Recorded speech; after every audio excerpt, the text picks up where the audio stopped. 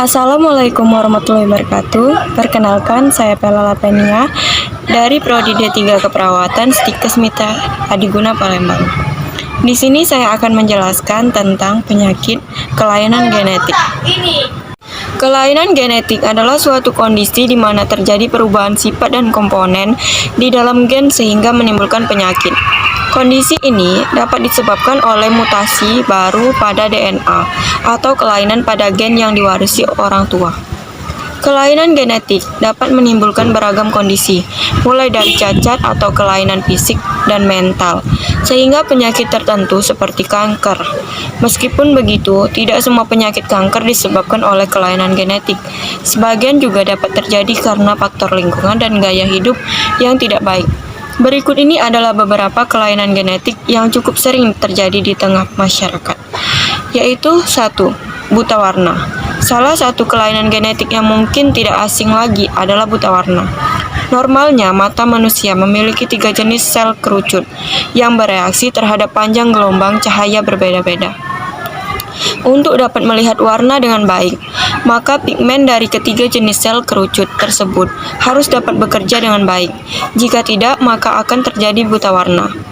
Terdapat 2 jenis utama buta warna, yaitu buta warna sebagian atau parsial, di mana penderita kesulitan membedakan warna biru dan kuning saja, atau warna hijau dan merah saja.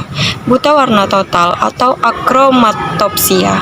Penderita kondisi ini hanya dapat melihat warna abu-abu, hitam, dan putih. 2. Penyakit sel sabit.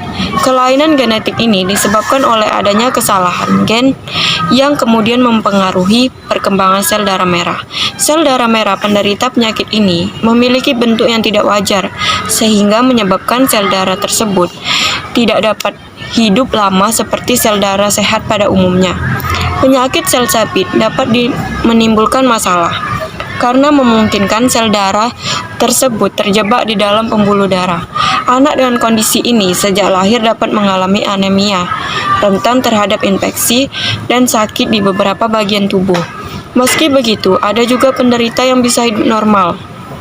3. Hemofilia. Hemofilia merupakan kelompok kelainan pada darah yang terjadi secara turun-temurun.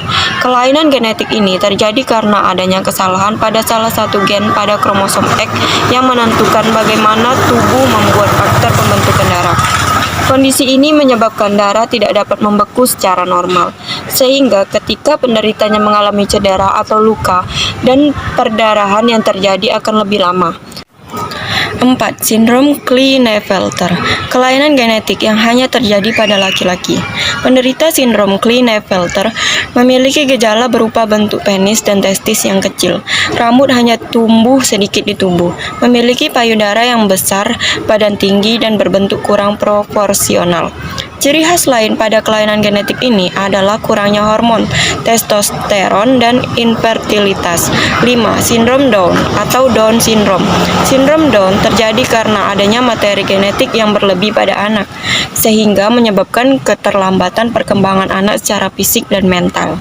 Normalnya, seseorang mendapatkan 23 kromosom dari ayah dan 23 kromosom dari ibu, dengan total 46 kromosom. Pada sindrom Down, terjadi kelainan genetik di mana jumlah kromosom 21 bertambah, sehingga total kromosom yang didapat oleh anak adalah 47 kromosom. Kondisi ini tidak dapat dicegah karena merupakan kelainan genetik, namun dapat dideteksi lebih awal sebelum anak lahir. Kondisi anak dengan sindrom Down dapat berbeda antara satu dengan yang lainnya. Sebagian anak dapat hidup dengan cukup sehat, sedangkan sebagian lagi memiliki masalah kesehatan, seperti kelainan jantung atau kelainan otot. Selain itu, sindrom Treacher-Collins, sindrom Dachau, sindrom Edwards, dan sindrom Kringle-Najar juga merupakan kelainan genetik yang sulit dihindari.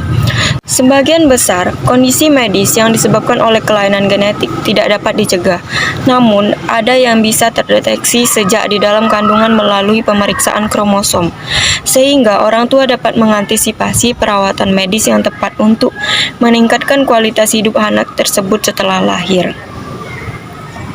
Oleh sebab itu, penting bagi ibu hamil untuk rutin memeriksakan kehamilan ke dokter guna mendeteksi sejak dini kelainan genetik pada janinnya. Baiklah, itulah penjelasan saya tentang penyakit kelainan genetik. Saya tutup dengan wassalamualaikum warahmatullahi wabarakatuh.